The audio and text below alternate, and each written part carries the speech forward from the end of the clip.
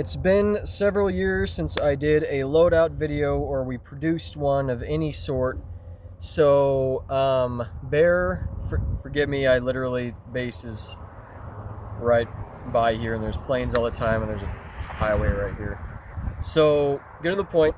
It's been quite a while since we actually released any video of us actually, us talking, aside from gameplay, aside from shooting guns. I figured maybe it'd be nice to actually show you guys like what one of us, still use, because it's pretty consistent across all of BAIR. Those of us, like the OGs, like BAIR, like Red, like a lot of people that y'all still know, that still play, that still are active within BAIR. So I thought I'm gonna be home a little while before I go back on active. So I might as well show you guys what I still use, what you guys might remember me using in, in my teens. So let's get to it. So first off, let's start out with the meat and potatoes of it. So I use the Navrich SSR4. Forgot to put one of the pins in. I'll get that. So I use a Navrich SSR4, the version 1. I've had it taken back and repaired several times. That's gonna bother me. Hold on a second. There we go. So I use the SSR4 Mark 1 metal, the metal one.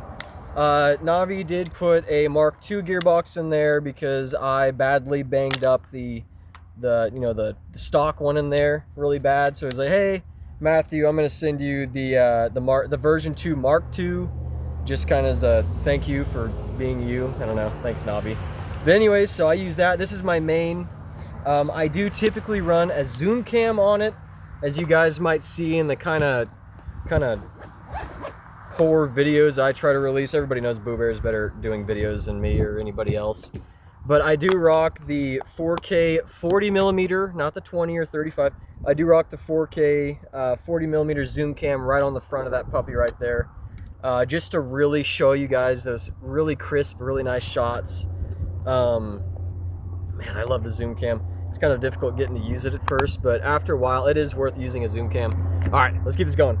So, base primary, Navrich SSR4. Love this thing. I got the Mark 1 knockoff Temu freaking ACOG I bought way back when I was like 17, 18. I love this thing, I really do.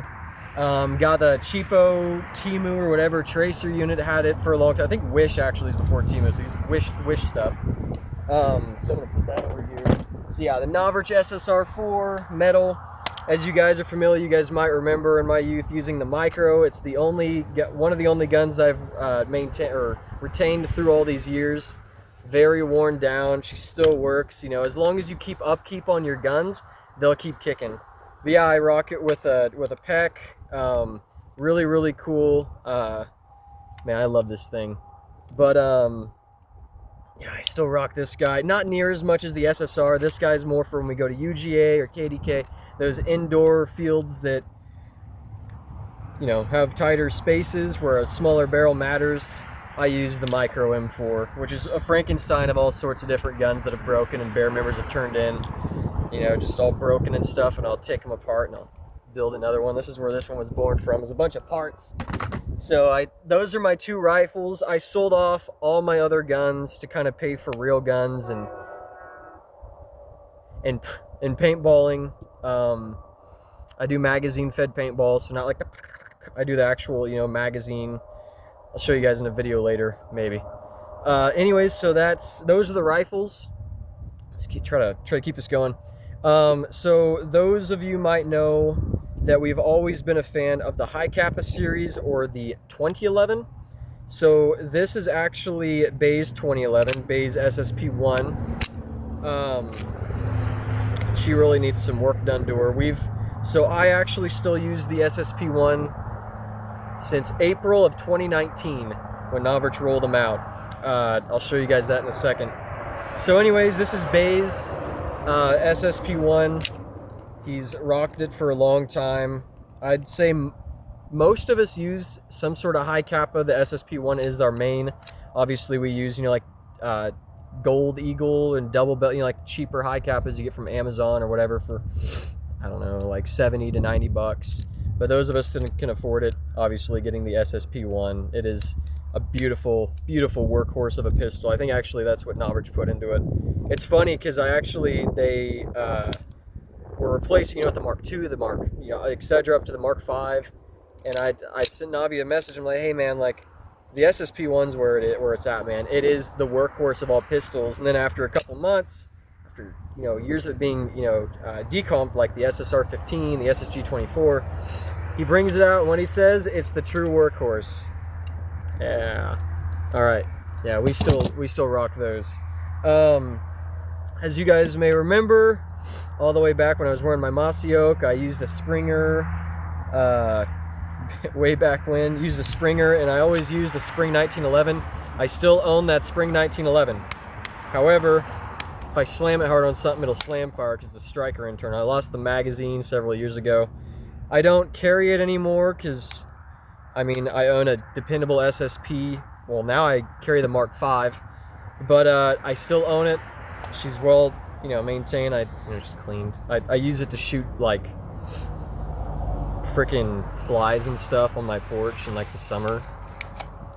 So I still do play with it, if you will. But anyways, those of you that remember, probably back in my late teens, I used the Grand Power. Those of you who've been keeping up to date with our YouTube, we did like a creek review or whatever while we were catching crawdads. So I gave that to Fletch maybe about a year ago. It still works fine. All I had to do was get a new hammer spring, 68-cent piece, something like that. But I got the baby of it, the K100, and I filed down the bottom because the Grand Power mags are more expensive. They're longer. They carry the exact same amount as the ISSC 22 mags. If you file that down right before you get to the hammer spring housing, you can actually fit the cheaper ISCC mags, and they carry 13 as well, and they work just fine. So just a little hack, you won't see that anywhere else. Pretty cool, but these are great. You can modify them to be blowback. You put a little rubber housing back there that can be blowback, which is less FPS, so you can meet the chrono. This one doesn't meet most chronos, so I only typically take this out to our field in the winter. Oh geez, it hits like I'm not exaggerating, it does shoot like a sniper. Obviously a little bit less consistent because it's not, a freaking 100 millimeter long barrel. You just have like that'd be like a 50, I don't even know, I'm Marine, I don't know math. But always reliable. And then last but not least of the guns, of the replicas here, is the tried and true, beautiful crisp trigger. It is the SSP5. Believe it or not, I actually just got this, the lower to this SSP5 like literally a month ago. I've used it 4 times already.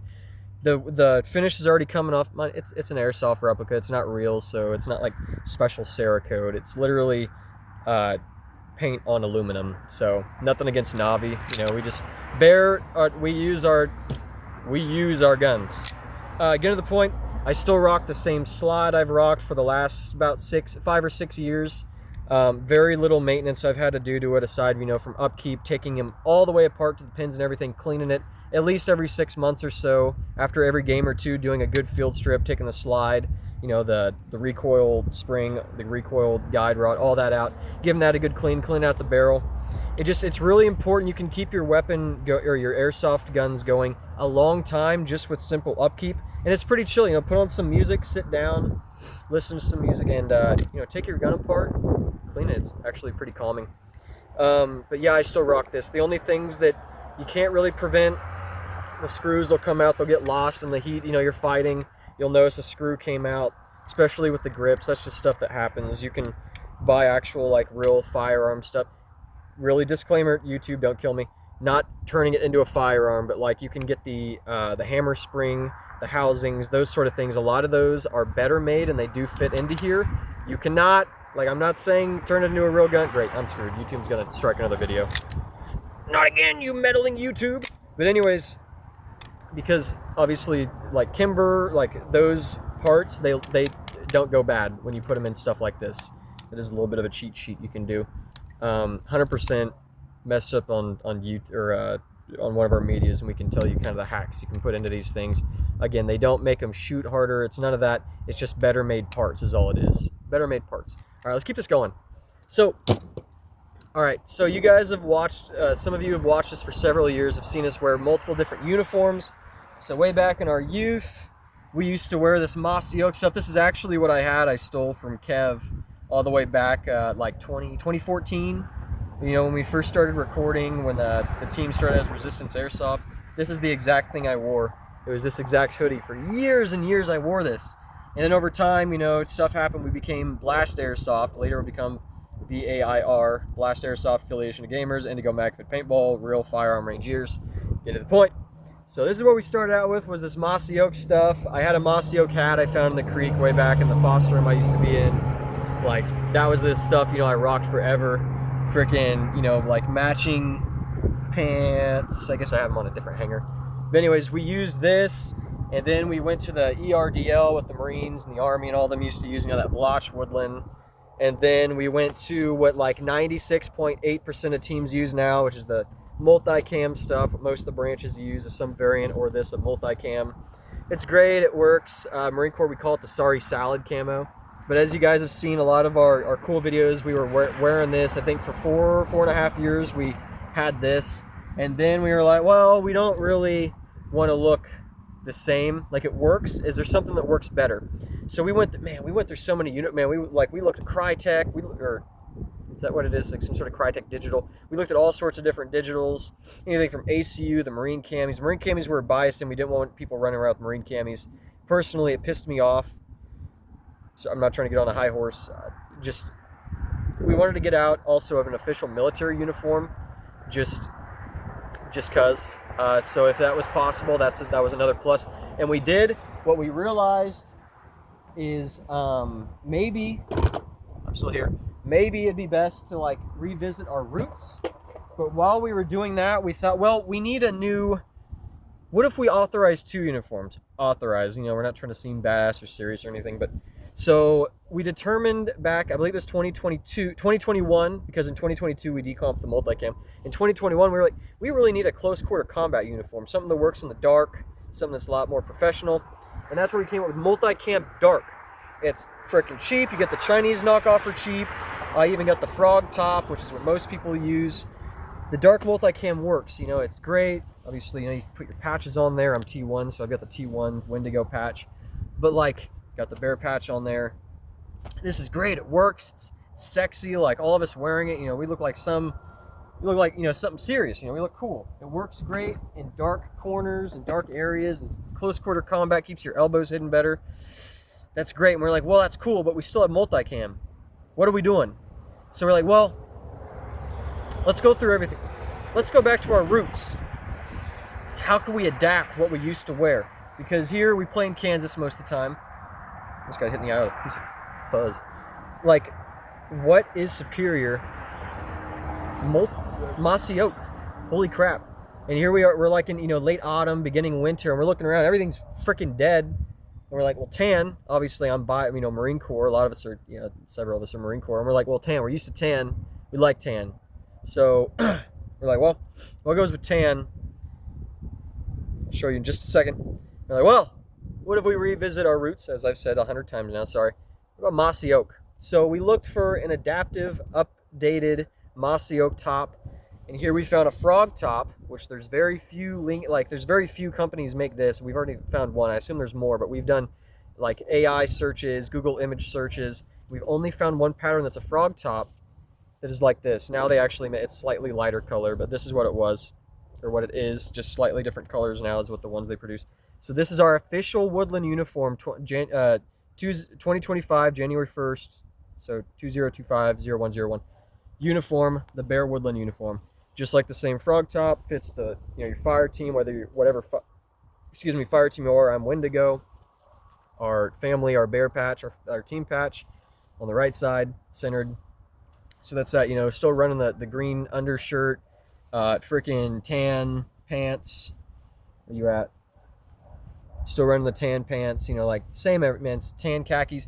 It is sexy. It works great, man. It works great. You know, we're not wearing an official military uniform, so if we're going in to eat somewhere, you know, right afterward, you know, shutting our guns and stuff, plate carriers, we go and we're not all wearing multicam. We're not thinking, people are thinking we're stolen valor and stuff. We don't, you know, that's not good. We don't need that. It's not a military uniform, but it works great. It works wonderful. And that, because we're like, well, it's good to have that, but it gets cold, and now people can get, you know, their own hoodies that's mossy oak. You know, it's generally the same as it. Coat, mossy oak hoodie, all that good jazz, man. And that makes it better. It makes the uniform more adaptive. And then obviously, you know, just to conclude this, my gloves, since the Marine Corps, I still use the same glove. I know I need to retire them. I'm just so sentimental. Still rock the same boonie. You guys might remember that I've always worn fisherman hat, boonie cover, or boonie hat. Still rock that, still love it. And then my overpriced Danner Reckonings from when I was in, I rock these. I need to get some new Tacklight Ranger shoes. Boots are awesome, but obviously shoes you're quicker in. It's not like I'm running up mountains, so. But yeah, so that's, I mean, those are my guns. Those are the uniforms, just final things here. Obviously tan Kevlar, you know, GoPro mount, so I can record all the crap, all the, you know, all the places we go.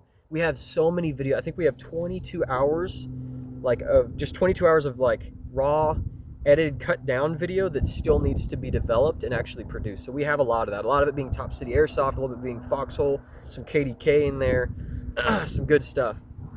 Little extra gadgets I use. I'm almost done here. Little extra gadgets that you guys might deem relevant.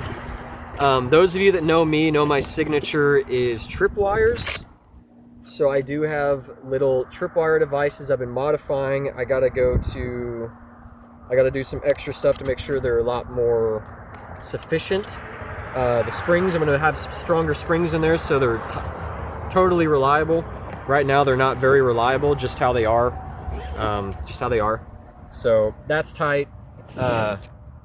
Obviously we stopped using the large RC batteries. 100% recommend the little batteries. They work great.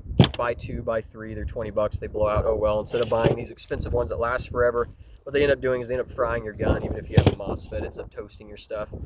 Little ones are the way to go. Expect Dean your stuff. That red connector, don't get that Tamiya stuff. That Tamiya is bad for your, it's bad. Almost done. We all use, because we do real steel, the VAV Yakita plate carrier. Doesn't matter what configuration it is, pretend all this jazz and all that, doesn't matter. And obviously we use the UV5 yard walkie. Yeah, I run around with the CO2 grenade.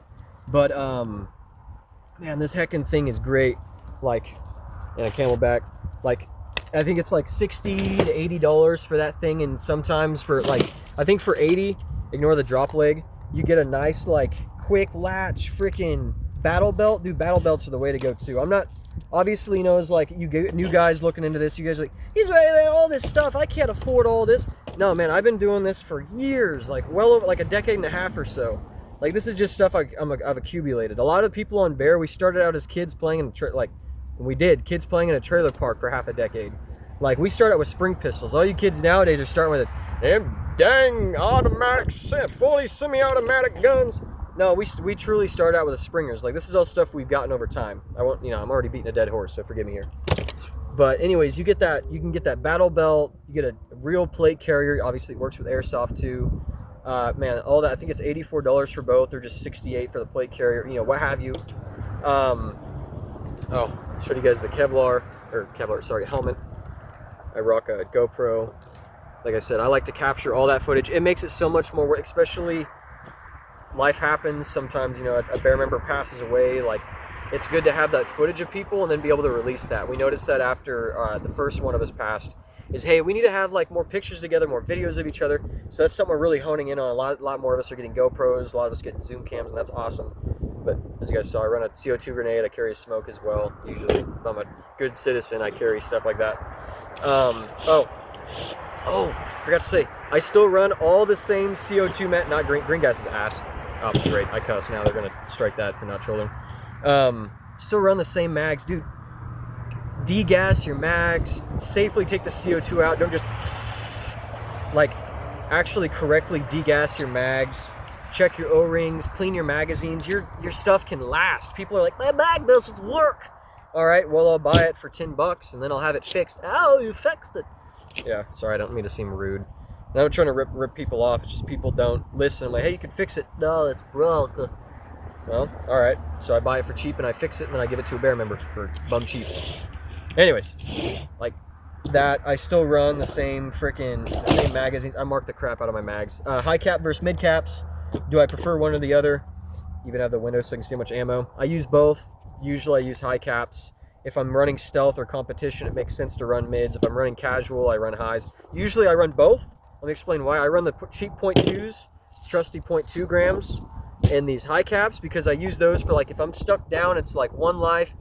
My team's getting my team's getting shit on, you know, for some reason. Like usually when we go to a field, it's like 30 to 50 people versus like 15, 20, 25 BAIR members. You know, well, it's been a while since we had a good deployment, but so I like to like keep an ass ton of 20 gram loaded up in these high caps. I've got extended high caps too. Keep them loaded in there because those are good for when you don't, accuracy doesn't matter as much with .2s, but I need to just be able to hold the enemy back and have BBs landing like on them or near, you know, in the, like, just keep ammo flowing. That's what these are good for. These guys, no noise. Obviously they carry half the amount as a high cap, right? High cap is the winding. You know, you can drop the BBs in and you wind it. Mid cap is, where's my freaking Odin loader? Obviously like that, you know, a crank. Mid cap, right? Mid cap, high cap. Mid cap 20s, high cap 25s to 30s, 32 for some of you that have money, or 40s. Jeez, if you can afford that. Both are good. Both are good to have. I freaking used to carry 13 mags. I only carry 8 to 9 mags now. Used to carry 4 pistol mags. I only carry 3 now. I mean, you end up figuring out as you get older. As you get older, you kind of figure out carrying dead weight, not really a thing. You know, you figure out how to strap your gear tighter, how to really know where to draw your stuff, especially getting into real firearms and stuff. You really learn, like, it's very imperative to know what is quicker, what is easier, what is faster, all that stuff that's natural, that's flowing. Dead weight, you don't need dead weight, get rid of it. You know, like my magazine, I'm quicker here, like I naturally reach here for pistol mags, rifle mags, you know which direction that carry them in, always brass to ass or brass to grat. Anyways, I'm sorry, I'm just rambling now. So just to conclude this, one more important thing that I can think of. Oh, I have a book bag, and none of that matters. Just more convenient stuff to own over years. Eye protection. You guys have always seen me. I am a goober that wears, you know, I'm a nerd. I wear glasses. It's just how my eyes are. I'm trash. I used to wear these little side things, and you know, all the professional fields we go to, they don't allow me to wear my glasses like that. So often my inserts were scratched from the Marines or I lost them. So I'd have to wear goggles, and I didn't have glasses, so I legit as shit couldn't see people laying with camis. And so I would end up having to camp most of the time and just sit and watch for movement. And now that I invested, there was like $200, and mind you, I'm a cheap ass. I only buy shit on sale. So I got these pricey glasses. They are full seal. They're great. They're freaking amazing. So now I look like a nerd, a little bit more tactile. No, I still look like a fucking nerd. But like I can see beautifully. They're full seal, and they're great. They're prescription.